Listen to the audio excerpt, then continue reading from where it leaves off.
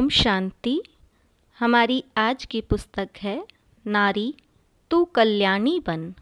जिस बच्चे को माँ 9 मास तक अपनी देह में धारण किए रहती है और फिर जन्म लेने पर उसका लालन पालन करती, उसे नहलाती धुलाती, संवारती सुधारती और लाड प्यार देकर बोलना चलना सिखाकर बड़ा करती है, उस माता से स्नेह न करने वाला तथा उसका कहना न मानने वाला तो संसार में कोई विरला ही कृतघ्न बच्चा होता होगा।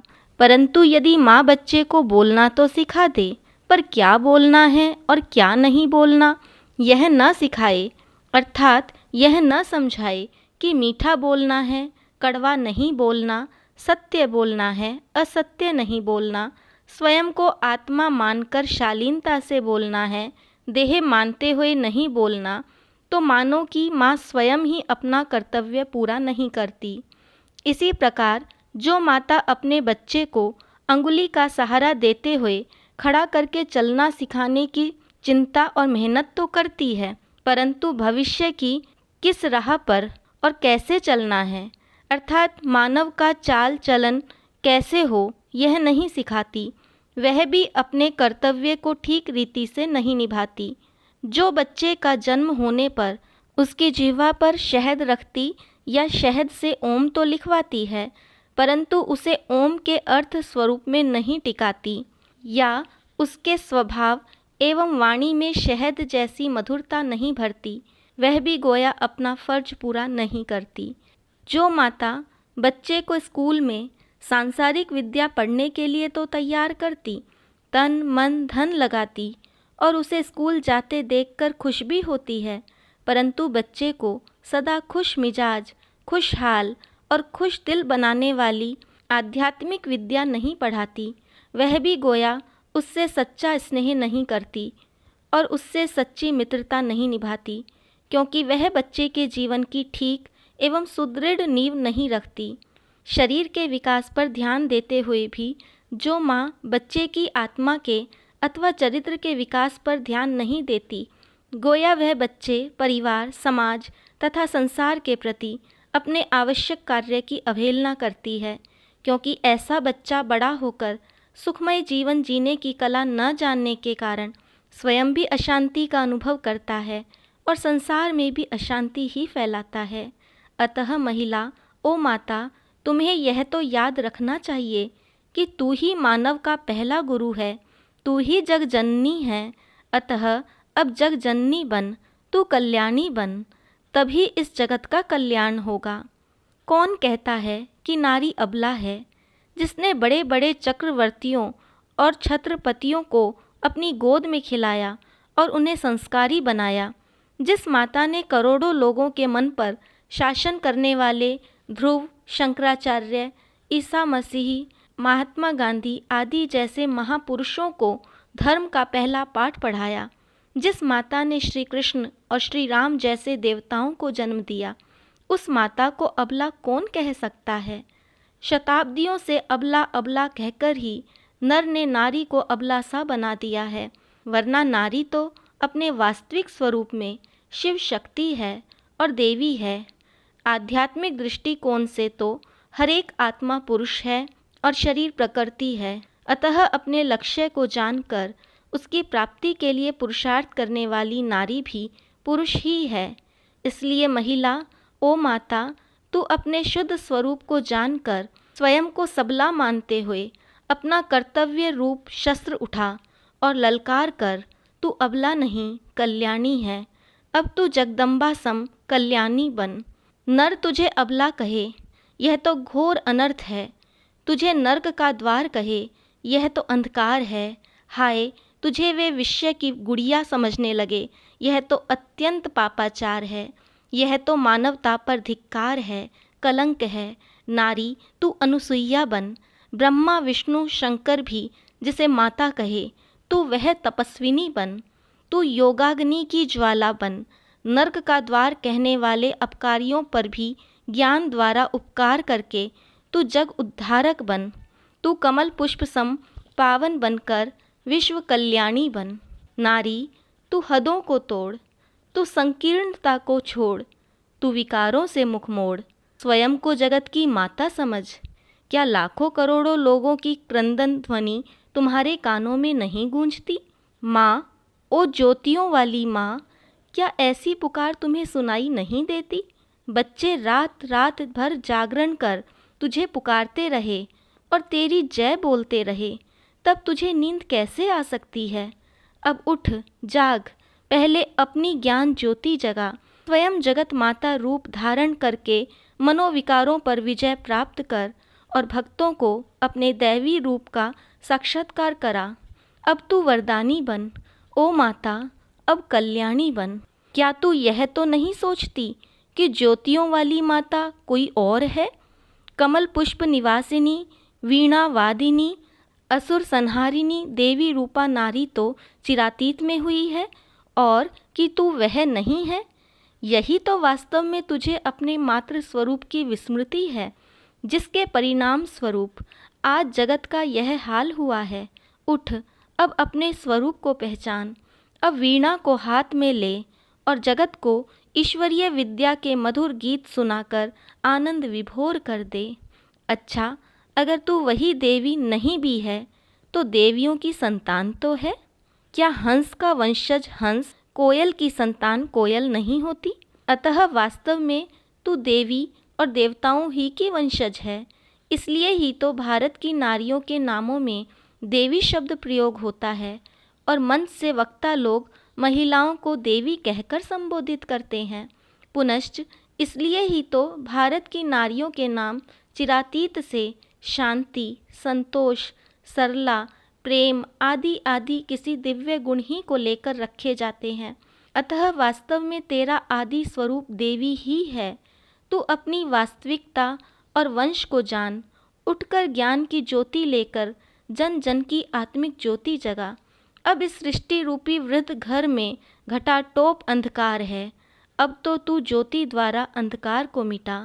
काम, क्रोध, लोभ, मोह, ईर्ष्या, द्वेष, घृणा, हिंसा आदि आसुरी लक्षण उत्पात मचा रहे हैं और इनसे पीड़ित होकर संसार त्राही त्राही कर रहा है। अतः अब तो तू दुर्गा बनकर इस आसुर्यता का नाश कर। क्या तुझसे ऐसे घोर पतन तथा अकल्याण की स्थिति देखी जा सकती है? उठ, अब तू पवित्रता धारण करते हुए धवला सरस्वती बन। कमल सम न्यारे जीवन रूपी आसन पर स्थित होकर शिव की स्मृति में निमग्न होकर तपस्विनी बन और इन दोनों पवित्रता तथा योग का वर दूसरों को देने वाली वरदानी बन। अब तू कल्याणी बन।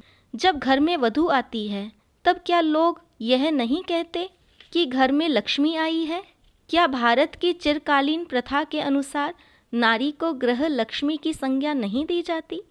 अतः तेरा ही तो आदि स्वरूप लक्ष्मी है, जो लक्ष्य में स्थित होती है और दिव्य गुण धारण करती है, वही तो लक्ष्मी देवी है। इसीलिए ही तो लोग कहते हैं कि नर तू ऐसा कर्म कर जिससे नारायण बने, और नारी तू ऐसा कर्म कर जिससे लक्ष्मी बने। अतः बहुत समय बीत गया, अब तो तू अपने लक्ष्य में स्थित हो और ऐसे श्रेष्ठ कर्म कर कि जिससे तू साक्षात लक्ष्मी बने। कमल पुष्प सम जीवन होने के कारण ही तो लक्ष्मी का नाम कमला भी है। अतः अपने जीवन को पुनः कमल पुष्प के समान बना। इस विधि से ही यह भारत पुनः स्वर्ग बन जाएगा और यहाँ पुनः श्री लक्ष्मी और श्री नारायण का राज्य होगा। अतः अब स्वयं को भविष्य की लक्ष्मी समझकर और अतीत की देवी मानकर मन को वरद मुद्रा में रखते हुए सभी को लक्ष्य में स्थित करने की सेवा कर। इस प्रकार ही यह कलयुग जाएगा और सतयुग आएगा। इस लक्ष्य की सिद्धि के लिए तू योगिन बन, ज्ञानी बन।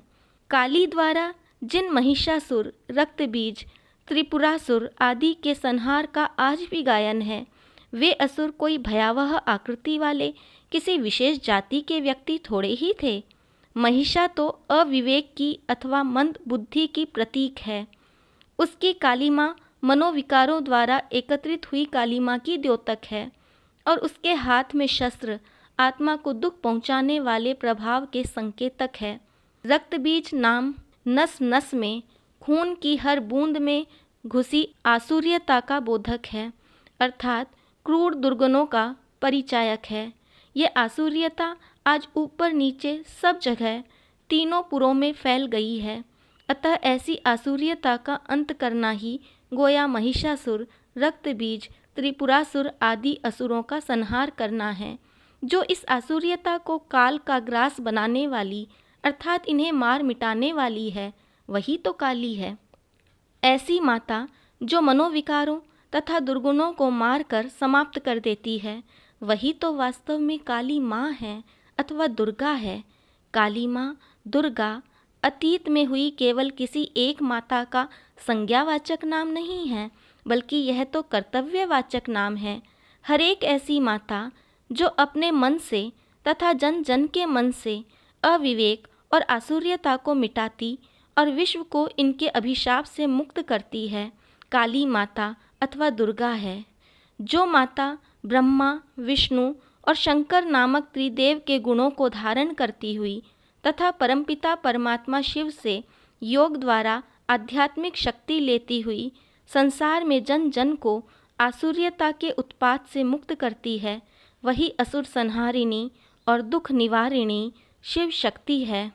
अतः नारी, अब तू ऐसी तारनहारिणी, दुख निवारिणी, असुर संहारिणी और कल्याणी बन। शिव कौन है? जो सभी का कल्याण करता है, वही शिव है। सभी का कल्याण कौन करता है? जो स्वयं सदा कल्याण स्वरूप है, सदा सर्व बंधनों से मुक्त है, ज्ञान का सागर, शांति का सागर, आनंद का सागर एवं परम पवित्र है, वही शिव है। ये सभी गुण तो एक परमपिता परमात्मा ही के हैं। अतः परमपिता परमात्मा ही का नाम शिव या सदाशिव है। परंतु परमात्मा तो जन्म मरण से न्यारा, देह मुक्त, शारीरिक आकृति से रहित ज्योति स्वरूप है। अतः शिव नाम किसी सूक्ष्म शरीरधारी देवता का नहीं है। शिव तो शंकर से भिन्न देवों का भी देव है। वह ज्योति बिंदु है, जिसकी ही वृद्ध आकृति शिवलिंग अर्थात स्त्रीलिंग और पुल्लिंग से भिन्न ज्योतिर्लिंग नामक प्रतिमा मंदिरों में बनी होती है। वह शिव पतियों का भी पति है। बुद्धि में उस एक शिव ही की पावनकारी स्मृति को धारण करना, उसमें ही मन लगाना, उसी से अनन्य प्रीति जोड़ना योग है, जिसके द्वारा नारी शिव शक्ति बनती है। यदि वह अबला हो तो सबला बनती है। उसी लक्ष्य द्वारा ही वह नारी से श्री लक्ष्मी बनती है। उस ज्ञानेश्वर के ज्ञान द्वारा ही वह विद्यादायिनी सरस्वती बनती है। हे माता, अब तू शिव से मन की प्रीत जोड़कर, शिव से बुद्धि की लगन लगाकर अर्थात शिव की स्मृति को धारण कर शिव शक्ति बन। इस विधि ही अपना तथा जग का कल्याण करने के निमित्त बन। आज प्रायः सभी के तन मन विकारों की सूक्ष्म अग्नि से जल रहा है। इसी का परिणाम अशांति है। विकारों की अग्नि को बुझाकर आत्मा को शांत करने से ही ये शीतल हो सकते हैं और तभी नारी शीतला बन सकती है। आज मनुष्य की अनगिनत इच्छाएं हैं, जिनकी पूर्ति युग युग में उसे सभी प्रकार के धन पदार्थ, मान संपदा मिलने से भी नहीं हो सकती। केवल प्रभु प्राप्ति अथवा सहज राजयोग द्वारा पवित्रता और आनंद की प्राप्ति ही ऐसी प्राप्ति है जिससे कि आत्मा संतुष्ट हो सकती है, तभी वह संतोषी बन सकती है। परंतु विकारों की अग्नि को बुझाना, मन को शीतल करना तथा आत्मा को आनंद विभोर करके तृप्त एवं संतुष्ट करना ईश्वरीय ज्ञान और सहज राजयोग ही की प्राप्ति से संभव है। अतः अब तू उस ज्ञान को धारण कर, उस योग का अभ्यास करके शीतला माता बन और संतोषी माँ बन। नारी, तू इस विधि कल्याणी बन। माँ की बच्चों के प्रति संवेदनशीलता, करुणा और ममता जगत प्रसिद्ध है। सभी मानते हैं कि नारी में त्याग, सेवा भाव, सहनशीलता और समायोजन की क्षमताएं विशेष होती हैं। नारी, अब तू उन्हीं विशेषताओं का विकास कर, इन्हीं को दिव्य एवं अलौकिक बना। इन्हीं को केवल कुछ एक दैहिक संबंधियों के प्रति प्रयोग करने की बजाय मानव मात्र के प्रति प्रयोग कर। अब अपने सेवा भाव को इस विश्व रूपी कुटुंब की आध्यात्मिक सेवा में लगा। अर्थात जन जन में ज्ञान और गुणों को भरने के अति शुभ कार्य में लगा दे। अब अपनी त्याग की क्षमता को मनोविकारों तथा देह अभिमान के त्याग और उपाधि तथा प्रसिद्धि की प्राप्ति की कामना के त्याग में लगा दे। तू अपनी संवेदनशीलता और करुणा को जगत की दुखी आत्माओं को अज्ञान के अभिशाप से छुड़ाने और विकारों की दलदल से निकालने में लगा। तू ममताशील है, अपनी ममता को समूचे जगत के प्रति व्यक्त कर। हे नारी, तुम में जो समायोजन की क्षमता है उससे तू मनुष्य में स्थायी रूप से सह अस्तित्व की योग्यता को उभार। अपनी इन स्वभावजन्य विशेषताओं का अथवा इन गुणों का विकास एवं दिव्यकरण करते हुए महादानी बन। माता, अब तू कल्याणी बन। भारत की नारी के समर्पण भाव तथा उसके पतिव्रता होने की विशेषता का ज्ञान सभी को है। उसके समर्पण भाव और त्याग के सामने सभी हार मानते हैं। उसकी अतुल सहनशीलता के कारण ही परिवार छिन्न भिन्न नहीं होते और कुटुंब के सदस्य एक दूसरे के साथ जुटे रहते हैं। सगाई के समय से लेकर ही उसका समर्पण भाव उभर कर पूर्ण शरणागति का रूप ले लेता है और तब उसका पतिव्रता धर्म उसकी अनमोल चारित्रिक पूंजी बन जाता है। नारी के इन गुणों का जग गायन करता है। इन्हीं के आधार पर नारियों का इतिहास में उल्लेख है। अतः नारी, अब तू पतियों के भी पति परमात्मा के प्रति मन को समर्पित करके सही अर्थ में पतिव्रता नारी बन। अब तू संसार में नैतिक नियमों तथा मानवीय मूल्यों की पुनः स्थापना के ईश्वरीय कार्य में सहयोग देती हुई आसुरी वृत्ति के लोगों की कटु आलोचना, उनके व्यंग्य और उन द्वारा किए गए अत्याचार को सहन कर, उनका सामना कर और इस अग्नि परीक्षा को पार करती हुई सच्ची सीता तथा सावित्री बन। उठ, अब तू अपने स्वमान को जान और अपने कर्तव्य को पहचान। आत्मा के स्वामी परमात्मा से मन का नाता तोड़ने से ही आत्मा का घोर पतन हुआ है। परमात्मा रूप पति के प्रति व्रत तोड़ने से ही हरेक की बुद्धि व्यभिचारी अर्थात अवस्था विकारी हुई है। अतः नारी, तू परमेश्वर रूप पति से प्रीति जुटाकर पावन बन और जग कल्याणी बन। चिरकाल से नारियों को यह कहा जाता है कि पति ही नारी का गुरु है और पति ही परमेश्वर है, परंतु परमेश्वर तो परम पवित्र है और पतित पावन है। तब क्या जो नर स्वयं पतित हो और नारी को भी पतित बनाता हो, उस पर काम का कुठाराघात करता हो और उसे देह अभिमान के गर्त में डालता हो, वह भी परमेश्वर है? निसंदेह श्री नारायण और श्री राम जैसा पति तो पतिदेव है, परंतु क्या कामातुर विकारों का गुलाम मद्य के नशे में सुध-बुध विहीन नारी पर अत्याचार और उससे बलात्कार करने वाला पति भी गुरु या परमेश्वर है? गुरु तो गति और सद्गति देने के निमित्त और आध्यात्मिक ज्ञान देकर पवित्रता की ओर ले जाने के निमित्त होता है, और परमेश्वर से तो सभी प्रार्थना करते हैं कि हे प्रभु, विषय विकार मिटाओ और पाप हरो। अतः वास्तव में सत्यता तो यह है कि परमेश्वर ही सभी आत्माओं का पति, सभी सीताओं का राम है। वही परम सद्गुरु है जो सभी आत्माओं को अंधकार से प्रकाश की ओर, असत्य से सत्य और सतोगुण की ओर तथा मृत्यु से अमरत्व की ओर ले जाता है। पतिव्रता नारी का एक परमेश्वर ही गुरुओं का भी गुरु है, अतः उसके बताए हुए सन्मार्ग पर चलने से ही तेरा भी कल्याण होगा। उस द्वारा अपना कल्याण करते हुए तू कल्याणी बन। संसार में जिस नर रूप देहधारी से पति का नाता और देहधारियों से माता का नाता जुटा है, तू उनकी सेवा कर, उनको स्नेह तो दे, परंतु साथ साथ उनको भी आत्मिक दृष्टि से देखते हुए उनके कल्याण के निमित्त भी बन। एक परमात्मा ही की स्मृति में स्थित होकर भोजन को प्रसाद की तरह पवित्र करते हुए तू उनके मन को भी पवित्र बनाने के लिए निमित्त बन। घर में श्री लक्ष्मी, श्री नारायण, श्री सीता, श्री राम और सरस्वती आदि के ही चित्र लगाकर घर में शालीनता, सच्चरित्रता और पवित्रता का वातावरण बनाते हुए गृहस्थ को गृहस्थ आश्रम बना। तू सभी को प्रभु से प्रीति करने की शिक्षा दे। माता, अब तू ही गुरु का कर्तव्य निभा। जो माता बच्चों को ज्ञान की लोरी देती है वही सुमाता है। जो पत्नी पति को धर्म के पथ से भ्रष्ट नहीं होने देती वही धर्म पत्नी है। जो गृहस्थ को गृहस्थ आश्रम मानकर आदर्श जीवन व्यतीत करती है वही आदर्श नारी है। अब तू आदर्श नारी बन, सत्यवान की सावित्री बन, तू सच्ची मीरा बन। कहा गया है कि जहाँ नारियों की पूजा होती है वहाँ ही देवता विचरण करते हैं। सतयुग में यही भारत देवी देवताओं का देश था, वहाँ नारी का सम्मान होता था। आज श्री नारायण से पहले श्री लक्ष्मी और श्री राम से पहले श्री सीता का नाम लिया जाता है, परंतु तब नारियां भी दिव्य गुणों से संपन्न अर्थात देवियां थीं।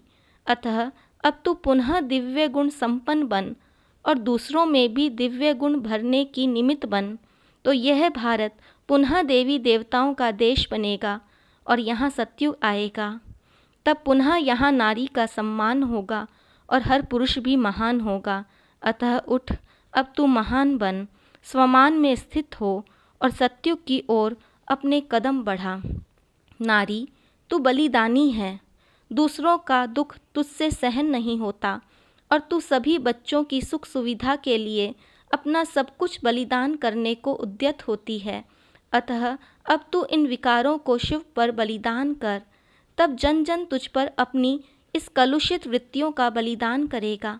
आज भी भक्तजन देवियों पर बलिदान तो करते हैं, परंतु वे अपने अहंकार की बलि देने के बजाय बेचारे बकरे की बलि चढ़ाते हैं, क्योंकि वे नहीं जानते कि तू देवी वास्तव में देह अभिमान की बलि पसंद करती है। अतः तू पहले अपने मन से मैं की बलि परमात्मा शिव पर चढ़ा, तभी तू भक्तों के भी अहम भाव की बलि स्वीकार कर उन्हें वरदान दे सकेगी। आज भक्तजन पावन होने के लिए गंगा में स्नान करने जाते हैं, परंतु पावन होने की उनकी वह भावना पूर्ण नहीं हो पाती, क्योंकि पतित पावनी तो वह ज्ञान गंगा है जो शिव से उतरकर माता रूप लेकर ज्ञान प्रवाहित करती है। उसी की स्मृति में ही तो आज लोग गंगा को गंगा मैया कहते और गंगा की मूर्ति भी बनाते हैं। अब तू परमपिता शिव का पावनकारी ज्ञान प्राप्त करके गंगा रूप बन, तू पतित पावनी बन। जो पतितों को पावन करने वाली हो उसके पास अपवित्रता कैसे आ सकती है। उसके निकट निकृष्ट एवं तामसिक भोजन, दूसरों को सताकर कमाया हुआ धन, आसुरी अथवा मलेच्छों द्वारा प्रयोग होने वाले व्यसनों के पदार्थ कैसे आ सकते हैं। अतः पतित पावनी माता, अब तू घर घर का उद्धार कर, तू घर घर को पावन बना। तू हर घर से मांस, मदिरा, बीड़ी, सिगरेट, भ्रष्टाचार से कमाए हुए धन तथा श्रृंगार को वर्जित कर। इस संसार रूपी वृद्ध घर में तेरे जो ये सभी लाल हैं, इनको इन व्यसनों के गर्त से निकाल। ये जिसे जल समझकर मरुस्थल की ओर भाग रहे हैं, उस मृग तृष्णा के माया जाल से तू इन्हें निकाल। जिन व्यसनों की जंजीरों में ये शताब्दियों से जकड़े हुए हैं, अब तू उन्हें तोड़कर इन्हें मुक्त होने में सहयोग दे। ये जिन विकारों के अंगारों पर जल रहे हैं, अब तू इन्हें भस्मीभूत होने से बचा ले। इसके लिए तू इनके अन्न, धन और मन को पवित्र कर। माता, अब तू जन जन के लिए वरदानी बन, कल्याणी बन। देख तो आज तेरी नारी जाति ही कैसा श्रृंगार कर रही है। श्रृंगार करके वह नर जाति में कैसे कलुषित विचारों को भड़काने और उन्हें अपवित्रता की दलदल में फंसाने के निमित्त बन रही है। अतः अब तू जाग, शक्ति रूपा बन। तेरे श्रृंगार तो तेरे सद्गुण हैं, तेरा सौंदर्य तो चरित्र की पवित्रता और मुख पर हर्ष की लालिमा है। दिव्य गुण ही तेरी सुगंधि है। इन्हीं श्रृंगारों पर जग आकर्षित और हर्षित होता है और इन्हीं से ही सभी का उत्कर्ष होता है। अतः तू सादगी, सरलता, स्वच्छता, स्नेह और संतोष का ही शोभनीय एवं अति सुंदर श्रृंगार कर। आज कितनी नारियों से लोग दहेज की मांग करके उन्हें सता रहे हैं। कितने ही लोग आज नारी का मूल्यांकन दहेज की कीमत से कर रहे हैं और दहेज न मिलने पर नारी को ईंधन की तरह जला रहे हैं। वे नारियों में एकता को न देखकर, उनमें जागृति को न पाकर ही ऐसा निरीह व्यवहार और अत्याचार कर रहे हैं। क्या तुझे उनकी चीखों पुकार सुनाई नहीं देती? नारी, अब तू जाग, इन कुप्रथाओं का अंत कर। अब तू स्वमान को पहचान और इंसान को इंसानियत का पाठ पढ़ा। अब इस संसार को शिवालय बना, देवालय बना और इस दुख के आलाप को मिटाकर सबका शिव से मिलाप करा। परंतु जग का कल्याण होगा कैसे? विकारों की अग्नि बुझेगी कैसे? नारी और नर देवी देवता बनेंगे कैसे? इस संसार में पवित्रता, सुख और शांति पुनः आएगी कैसे? इसके लिए ईश्वरीय ज्ञान, सहज राजयोग और दिव्य गुण रूप जो 3 रत्न अथवा 3 वरदान हैं, उनको ही प्राप्त करना होगा। अतः नारी, अब तू वरदानों को प्राप्त करके वरदानी बन। नारी, अब तू कल्याणी बन। ओम शांति।